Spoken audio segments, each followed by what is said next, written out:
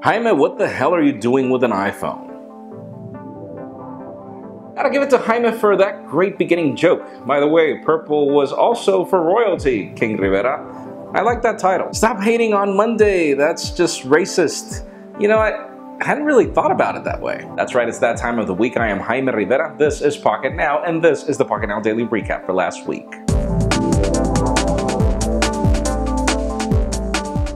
On Monday, the topic was the new Apple TV and the fact that mobile games are actually what sells most on it, and I asked you if you would ever compare a PS4 or an Xbox One to the Apple TV.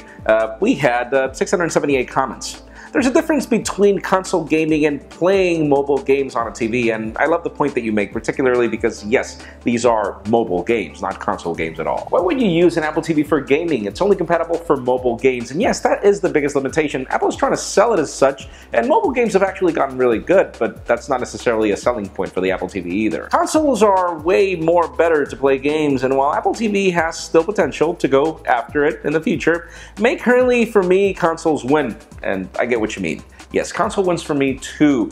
There is a major price difference, and I just think about the fact that for my younger kids, I would rather buy an Apple TV than a major $400 console. So I do believe that there is a market and Apple is after it. Let's just see if it works, because you currently can mirror games from your phone anyways.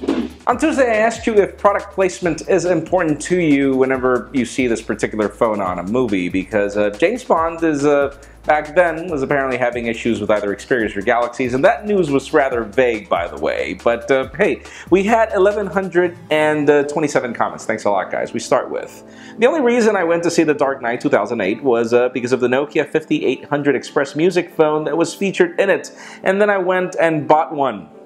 Are you serious? Product placement doesn't affect my purchase decisions, but for someone who has never seen a certain product before, it could enlighten them of the fact that it exists, and that is the whole reason why marketing uses product placement. Good point. That being said, I do believe that there is a market of people that see a phone on TV and buy it, but obviously you and me, the ones that watch these videos, and the ones that are really into technology, don't. I take it James Bond has stopped doing any water scenes and will run out of battery doing his mission. Oh well, you're lost, James, and yeah, for James to ever consider Galaxy phones to be superior to Xperios is rather weird. On Wednesday, I asked you how sensitive is the information you carry on your phones, as iOS hackers had just claimed $1 million for being able to hack into iOS 9.1 in a very interesting way. We had 600 comments. We start with, "Don't hack me, brother. I have sexy supermodel girlfriend Nudez on there. And call the hackers. The only sensitive data I have on my phone is porn. If hackers want to see my porn collection, go ahead. I don't care. And I don't care either because that's also a public topic." Your question should be, why are government entities paying for companies to have people's phones hacked? And I'm surprised you asked that question, and I think I shouldn't answer it either. Then on Thursday, the topic was videos showing how easy it is to bend the Nexus 6P. I asked you if this would be enough for you to return the phone or not buy it.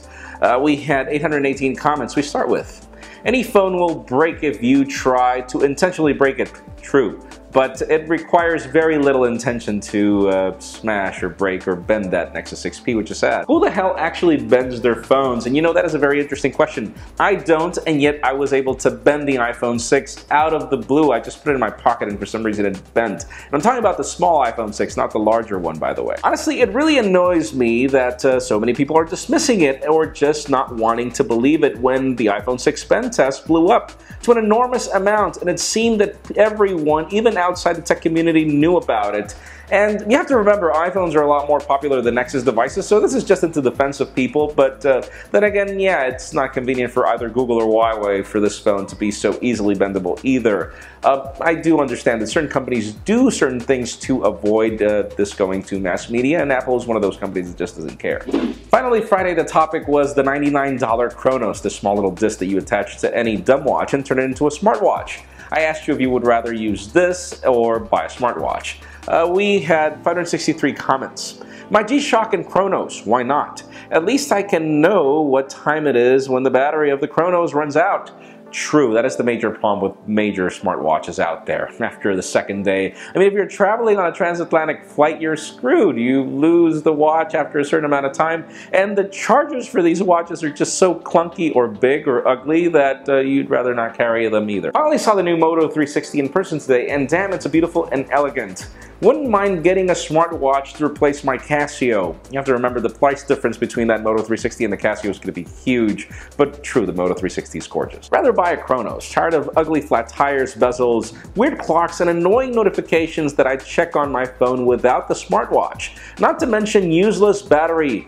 The hate is real, and your hate is the hate of pretty much everyone that doesn't buy a smartwatch. I mean, how many smartphones are in the market and people have barely started buying a few smartwatches out there? It's clear that there is a major caveat, and for me it has to do with battery life. But I love your points. I don't mind the flat tires or the bezels. I actually find smartwatches to be rather useful. But again, it all depends on your taste.